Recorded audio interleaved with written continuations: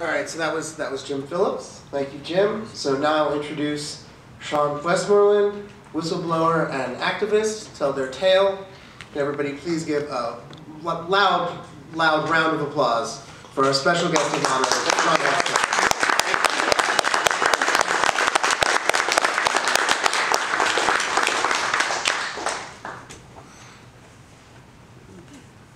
All right, so we'll start with this video here. You literally just kind of hover, and you wait until he walks out to the field to meet with some friends for something, and you blow him up. Drop a Hellfire missile on him. Maybe we kill our objective, maybe we kill a guy who we thought was our objective. You don't know. When I first got into the military, I was thinking it was a force for good in the world. I thought I was going to be on the right side of history, and today I don't believe I was. I still have a top secret clearance, so I have to be extraordinarily cautious about what I can and can't say on camera. My job was to watch what's happening in the video, the drones, and identify everything. And left it near the rear of the SUV. That's deceptive. You get the opinion that you're at 10,000 feet, you see this photograph, you know what's going on. You don't know what's going on. You know what you see in 2 dimensions. You see someone die because you said it was okay to kill them. It's too easy. They just embolden commanders. Sector then, but the party begins. Because there is no threat. Oh, sweet talking. I mean, this could grow to get so out of control. Somebody downstairs was knocking at the door, and immediately both people at the door shoved FBI badges in my face. The Espionage Act is one of the most serious charges you can level against an American. That I'm probably going to get indicted and I'm probably going to get charged. I lost part of my humanity working in the drone program. It's a secret program. I can't just go telling the public what it is. What I can tell you is that to me, it's frightening.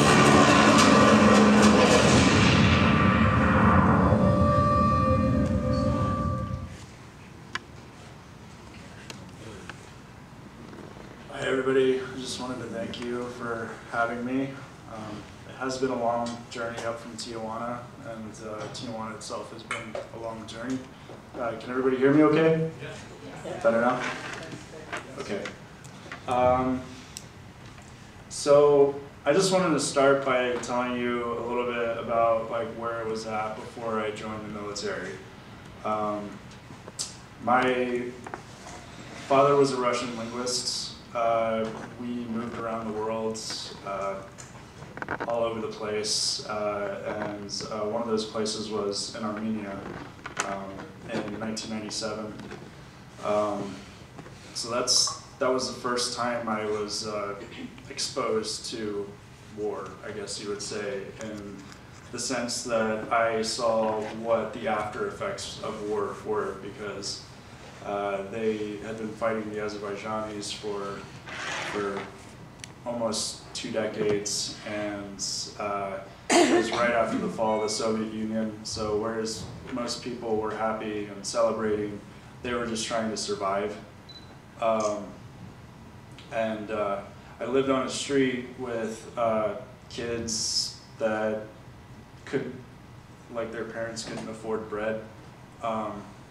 We'd go out into villages where people didn't have access to heat because they didn't have gas pipelines. And something that is stuck in my head, throughout my life is there was one day where I watched a woman take her 2 children and throw them off a bridge while I was skating, and that was because it was difficult there.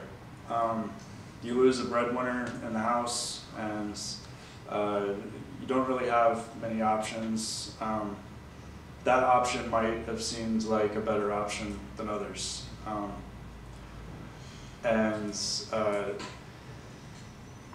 2001, my father was in Kuwait, and while they were ramping up to bomb Afghanistan, During that time, Afghanistan was undergoing a famine. The Taliban were about to consolidate control. They had wiped out the production of opium, and we went in there and we started bombing anybody who was wearing white. I didn't really understand at the time what my father might have been experiencing, watching videos of people getting bombed and watching people in the command center, you know, very elated over this. But at some point I eventually did.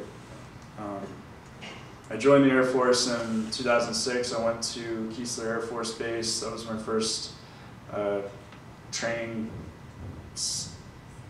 base. My first duty station was in Osan, South Korea, and we were maintaining the air picture for the Korean Peninsula. So all the Patriot missile batteries, the aircraft that were going over the peninsula, the U-2 spy planes, they were flying due to communications that we had set up. There was a time when we were getting ready for a potential nuclear confrontation with North Korea because they just started testing nuclear weapons. And then I went to Germany, and I was part of the 606 Air Control Squadron. Our job was to go in and set up expeditionary communications anywhere in the world within 3 months, or have it all set up within 3 months. I ended up deploying in 2009 to Kandahar, and we set up mobile radar. We set up a stable satellite link where not only just the drone squadron, but the 451st Expeditionary Air Wing would be using our communications to send them long haul to the different places they need to go, like the Combined Air Operations Center in ID, to Langley, to Creech Air Force Base,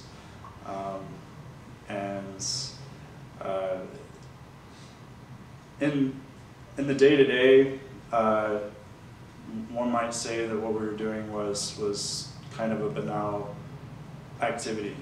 We were setting up communications. We were going to different sites around the base, and we were making links. Some of those places, like, you know, they were doing launch and recovery for drones, because you can't actually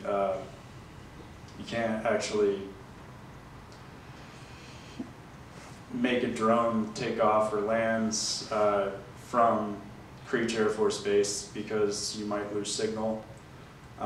So you need line of sight for at least 150 miles. And then, yeah, so one day my NCOIC came up to us and said, you know, we're killing bad guys now. It was something that I was really trying to figure out myself exactly how that was occurring, but the site that we were maintaining was responsible for 250 nautical miles around Afghanistan. So every aircraft that was flying over Afghanistan and parts of Pakistan were using our site in order to conduct airstrikes. And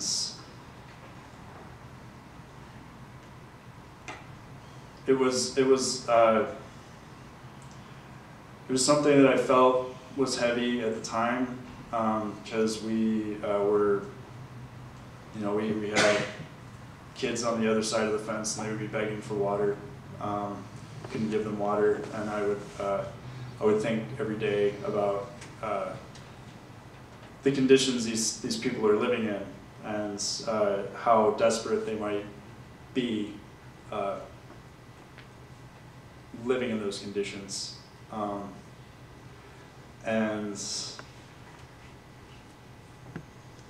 I couldn't really justify it in myself, why we were there.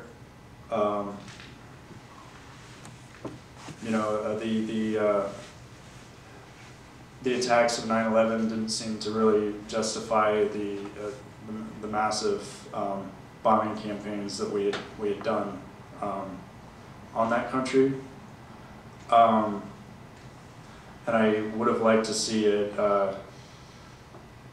happen. I would have liked to see the outcome be different. Can you send the next? Yeah, that one. So this is a map of all the drone bases all over the United States. They are performing different parts of the mission. In that video you just watched, there was Lisa Ling. She was a technician who was connecting the distributed common ground systems, their information processing center for intel analysts, and what you might call the brains of the drone. Something to understand about drones is they're network-dependent weapon systems. So without a network being up, they just fall out of the ground or fall to the ground. So there's a lot of people in different places making a operation happen. Heather Lineball, she was a imagery intelligence analyst. She was a screener for video feeds that came through to determine whether or not they were women and children or enemy combatants. Daniel was a signals intelligence analyst. He was deriving a lot of his information from things we use every day. Social media, from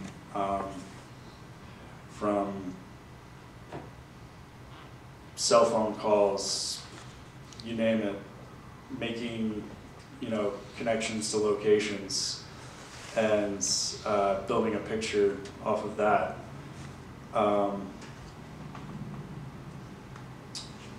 And then somebody you might have heard of recently is Reality Winner. A lot of people don't know that she was actually involved in the drone program. She was a cryptologic linguist, so they were listening in on phone calls and transmissions that they were getting over Afghanistan and interpreting what they heard.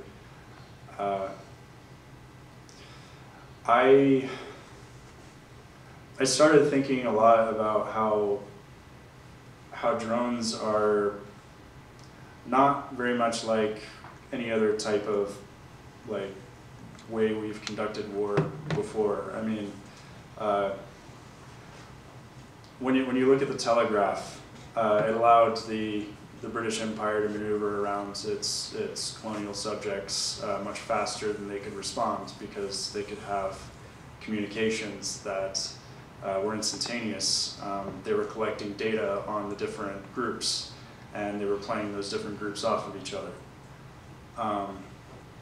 And in a way, this is the evolution of the telegraph, and the data that they're collecting is stored in cloud servers and databases and located, in the United States, and it's processed by a multitude of people. There's an estimate that there's about 180 people involved in any mission that goes down,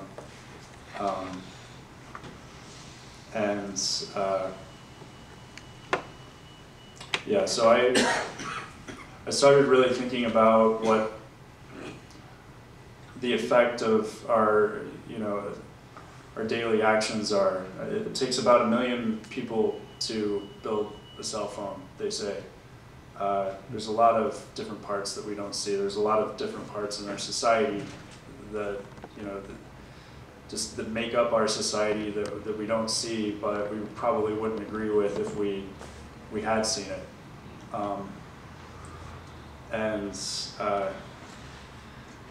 Through the compartmentalization of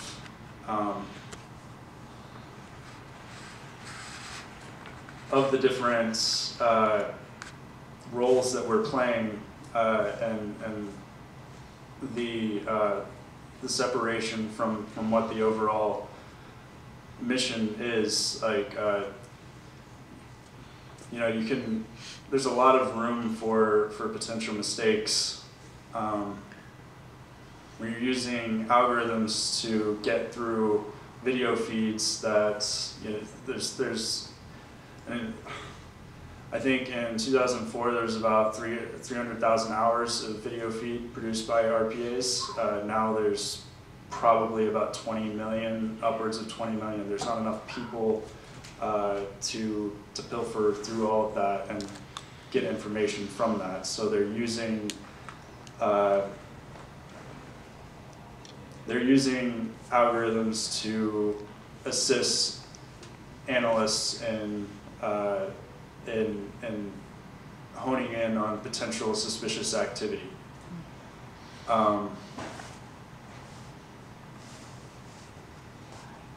In 2013,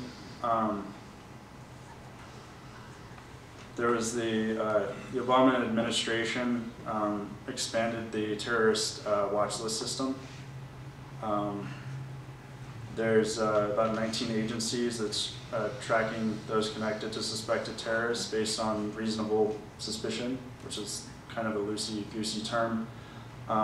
Instead of a watch list limited to actual known terrorists, the government has built a vast system of, on the unproven and flawed premise that it can predict if a person will commit a terrorist act in the future.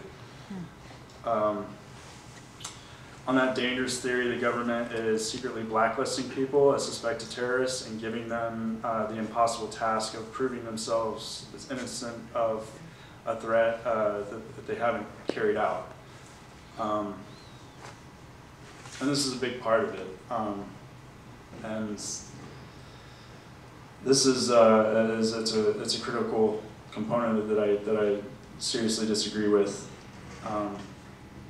We're involved all over Africa now.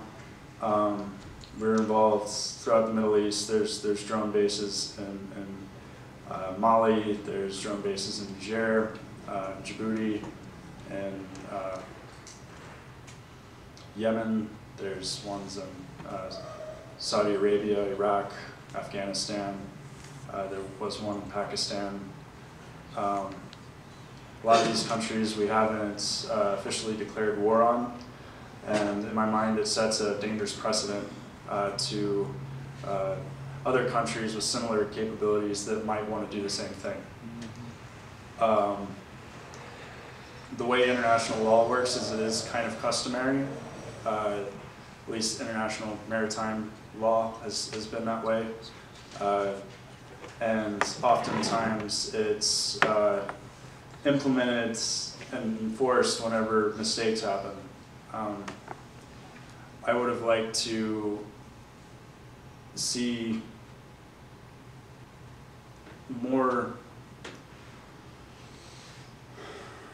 rigid boundaries around that.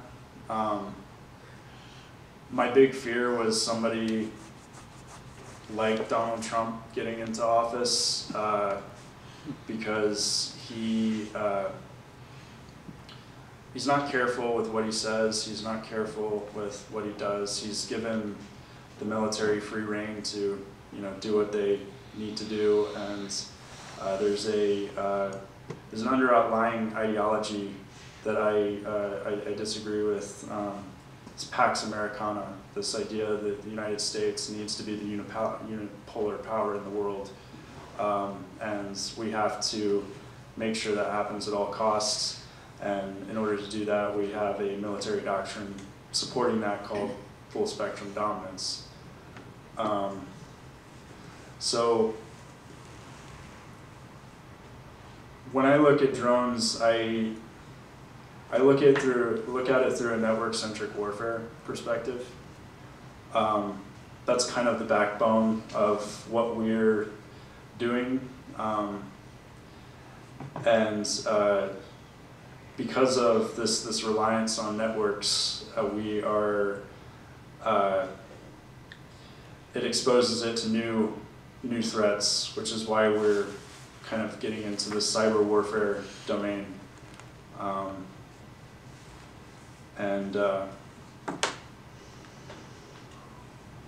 Yeah, I had a really difficult time when I got we got a unit award, and then we got a performance report that mentioned the number of enemy kills, and there was 200 plus enemy kills and 2,400 close air support missions that we supported. We were not given access to the civilian casualty numbers because it was a need to know, and anyways they would have classified them as EKIA, enemies killed in action. So they don't know. It's not like they're going down and asking people for their IDs. As a military capability, it's very, from a commander's perspective, it's very nice. It's very useful because it protects your troops' lives. Having troop overwatch is it's a nice thing to have to avoid ambushes and whatnot. But once you start strapping weapons to them, the mission changes. It turns into a tool for assassination. So as we're doing this around the world, it's being supported by like the CIA and the Joint Special Operations Commands. CIA is not, it's quite nebulous. It's not very, it's not accountable to anyone necessarily because it's highly compartmentalized, and the Joint Special Operations Command is only accountable to the executive, which structurally I definitely see problems with. I think we need to have this stuff being run by Congress.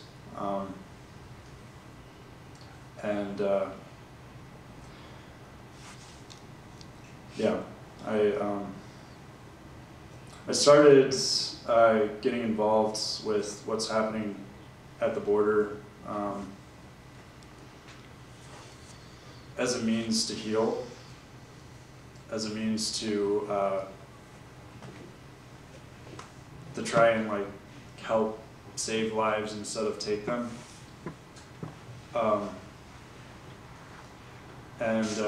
Frankly, like I'm just happy to clean their floors some days.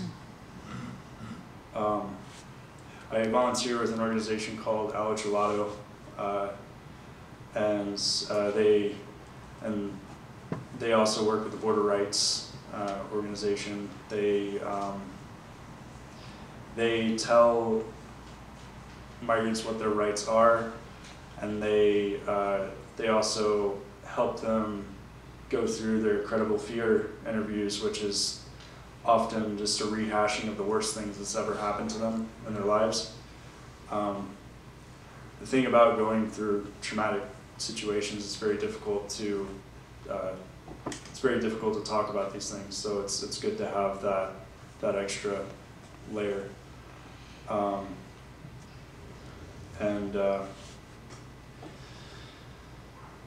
We've been helping serve food to people through Food Not Bombs.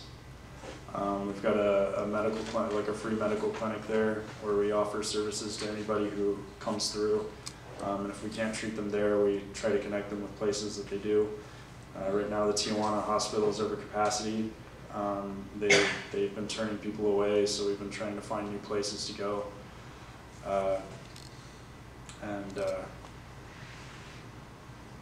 Yeah.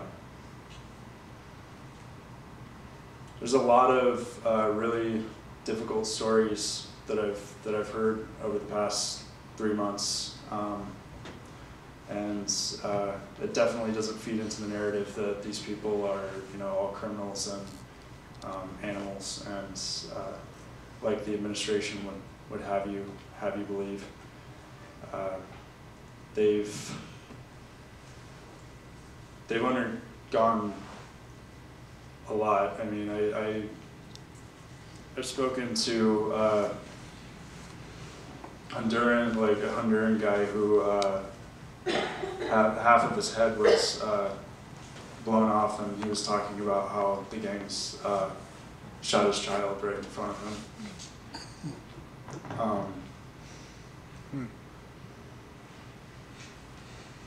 And when you're talking to them, you have to prepare them for going through the CBP's process of obtaining asylum, which in itself is really dehumanizing. You have to strip to your base layer of clothes. You go into a van and they take you to a place called a hilera, which they keep at about constant 56 degrees Fahrenheit, and they give them a space blanket to sleep and feed them frozen burritos. And periodically through the day and night, they'll come in and ask them to do an interview. And it's really difficult. There's also a lot of accountability issues. The children get separated from their parents. Sometimes they're not documenting them. And they are, some of you may have read that there's been a high incidence of sexual assault on children over the past 4 years. It's not just under this administration. They're, for the most part, getting shipped off to private prisons to wait for their court date.